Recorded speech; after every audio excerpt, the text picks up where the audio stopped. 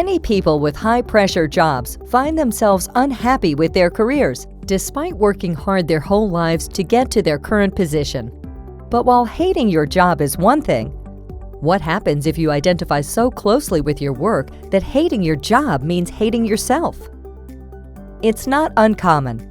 Career enmeshment is a condition where the boundaries between people and their careers become blurred, and individual identities lose importance, preventing the development of a stable, independent sense of self.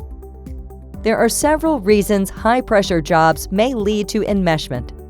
The obvious ones are compensation and advancement, as the work culture in many fields rewards working longer hours with raises, prestige, and promotions.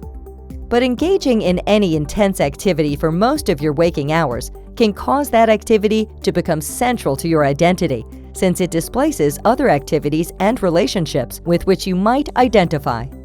The status that comes with money and perks can also lead to enmeshment. Big paychecks may launch people into a new socioeconomic class with addictive trappings. And since our identities are influenced by how we present ourselves to others, forming an identity focused on wealth, achievement, and influence can tie you to that high-paying career that got you there. And cultural expectations, too, can cause enmeshment. If career achievement is highly valued in your family or community, you may feel disconnected from your family and peers if you fail to achieve a certain level of professional success.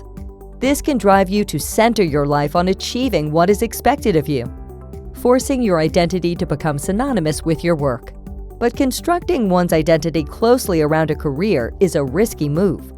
Whether it's retirement or a layoff, becoming disconnected from a career that forms the foundation of your identity can lead to bigger issues such as depression, anxiety, substance use, and loneliness. So, where do you spend most of your time?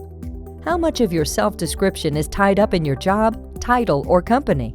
Do you have non-work-related hobbies? If you worry about the degree to which your job has influenced your identity, here are steps you can take to initiate change. Begin by freeing up time by delegating tasks at work. This may mean giving up some control and relying on your coworkers, or advocating for an intern to help with tasks. And, crucially, fill that time with non-work-related activities. Start small in finding new activities outside of work.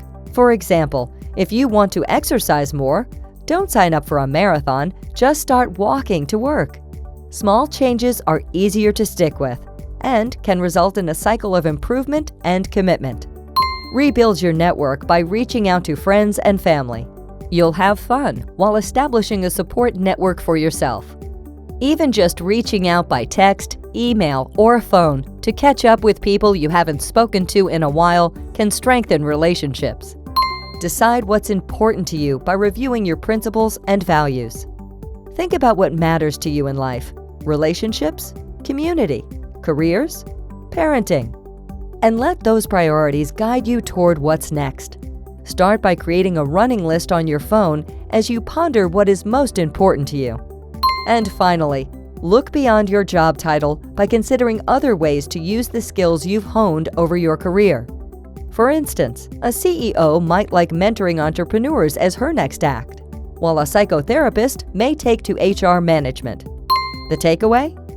While identifying closely with your career isn't necessarily bad, it makes you vulnerable to a painful identity crisis if you burn out, get laid off, or retire, possibly leading to anxiety, depression, and despair. But claiming back some time for yourself and diversifying your activities and relationships, you can build a more balanced and robust identity in line with your values.